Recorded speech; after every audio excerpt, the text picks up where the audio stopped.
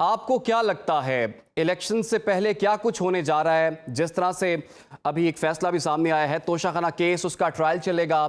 اتحادی حکومت کو اس سے بڑی امیدیں وابستہ ہیں، آپ سمجھتے ہیں یہ تو ایک مشکل ہے، دیگر مزید مشکلات بھی پاکستان تحریک انصاف کی منتظر ہیں؟ آنے والے دنوں میں کیا کچھ دیکھ رہے ہیں آپ سر؟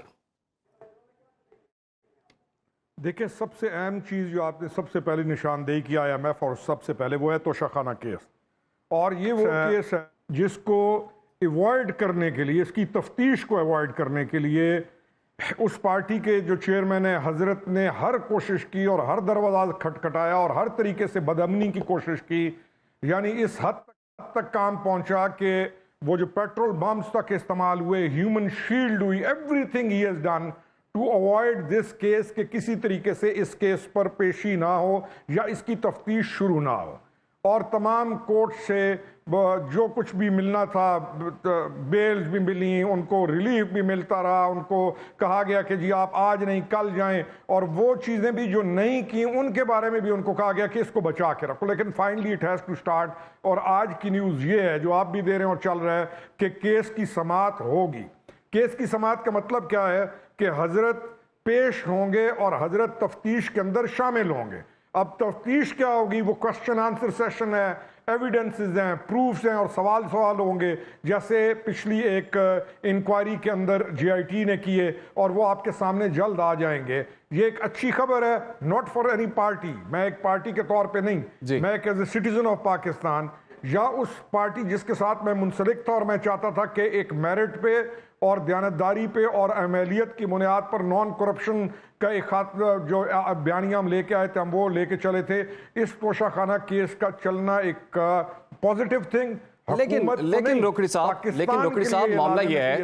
کہ پاکستان تحریک انصاف کا یہی کہنا ہے کہ یہ سیاسی انتقام کا نشانہ بنایا جا رہا ہے، اور یہ کہا جا رہا ہے کہ 170 کیسز تو جینون نہیں ہو سکتے نا، ایک کے بعد ایک کیسز ان پر بن رہے ہیں، اور آپ جیسے کہ آپ نے خود بھی کہا کہ وہ شامل تفتیش نہیں ہو رہے، تو کیا آپ کو لگتا ہے شامل تفتیش نہ ہونے کے بعد اگر بھی سزا ہو جاتی ہے تو اس کو تسلیم کون کرے گا؟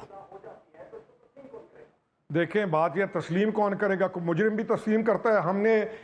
جو جیلوں کے اندر پڑے ہوتے ہیں، جو واردات کر کے آتے ہیں، جرم کر کے آتے ہیں اور کہہ رہے ہوتے ہیں ہم نے کچھ نہیں کیا، 170 کیسز نہیں ہیں۔ پہلے تو ہم ان سے یہ کہتے رہے کہ آپ ایک لسٹ دے دیں یا آپ کے 170 کیسز کون سے ہیں۔ پچھلے دنوں 24 آدمیوں کی انہوں نے جا کے امریکہ میں بہت سارا پیسہ بھی اکٹھا کیا کہ 9 میں کو ہماری جی 30 یا 40 آدمی جو ہیں وہ قتل ہو گئے ہیں، ایک آدمی کا نام دے دیں۔ یہ سارا ایک ڈسپشن ہے، جھوٹ ہے۔ کیسز ہیں۔ ابھی میں آپ کے اس چینل میں آیا ہوں، اور آپ کے چینل میں آنے کی میں ایک گلاس آ کے توڑ دوں اور لکھا ہوا کہ ایک گلاس توڑنے کی یہ سزا ہے، اور میں 100 گلاس توڑوں تو 100 گلاسوں کی سزا ہوگی یا ایک کی ہوگی؟ کہ بندہ جرم پر جرم کیے جا رہا ہے، کسی چیز کو ماننے کو تیار نہیں، عدالتوں کے اوپر جتھے لے کے آ جاتا ہے، کسی چیز کو ایکسپٹ کرنے کو تیار نہیں، اور جب اس کے اوپر کیس ہوتا ہے وہ کہتا ہے میرے پہ کیس کیوں ہے؟ یعنی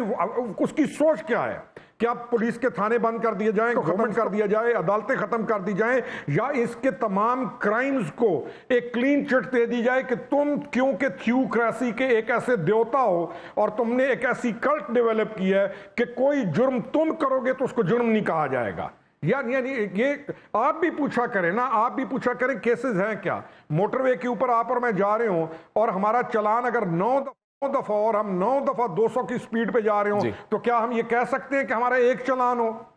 10 چلانوں کے بعد تو ویسے بند کر دینا چاہیے بندے کو کہ تم ایک تھریٹ ہو اس ڈرائیونگ کے لیے۔ تو یہ تو اس وقت اس ملک کی اور اس قوم کی ان بچوں کے لیے باقاعدہ ایک تھریٹ بن چکا ہے۔ اس نے بچے انرولی کر دیے ہیں، چھوٹے چھوٹے معصوم بچوں کو یہ سکھا رہا ہے کہ تم نے قانون نہیں ماننا، تم نے رول کو فالو نہیں کرنا، اور تم نے اس ملک کے قوانین کو توڑنا ہے۔ This is what he has done۔ یہ 176 کیسز والا ڈرامہ بھی اسی ٹوپی کی طرح which he is carrying on his head and telling the world کہ میرے ساتھ پتہ نہیں کیا ہونے والا ہے۔